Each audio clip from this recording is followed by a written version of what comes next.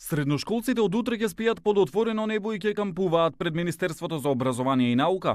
Со 24-часовно присуство ќе чекаат министерот Абделаким Адеми да ги повика на разговор. Бојкотот во училиштата продолжува, со тоа што учениците ќе ја бојкотираат наставата, а по завршувањето на часовите ќе се приклучат на кампот. Од утре ние ќе поставиме средношколски камп спроти Министерството за образование и наука, односно во паркот на новинари.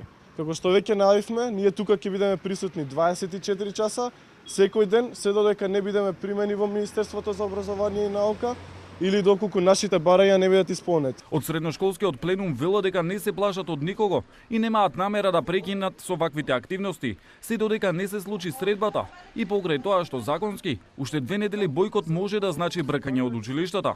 Средношколскиот пленум е автохтона организација кој што е директен израз на желбата на средношколците на Македонија да добијат реално и квалитетно образование. Информациите и шпекулациите за тоа дека сме исполитизирани или подкупени се дотолку смешни колку и истите еднострани гласила кои што го изгубија одамна правото да се нарекуваат медиуми.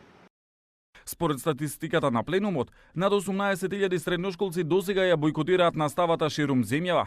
Тие бараат средба со министерот Адеми, која тој им ја вети, но се уште не ги повика да се сретнат, а по која очекуваа да ги повлече измените во концептот за полагање државна матура.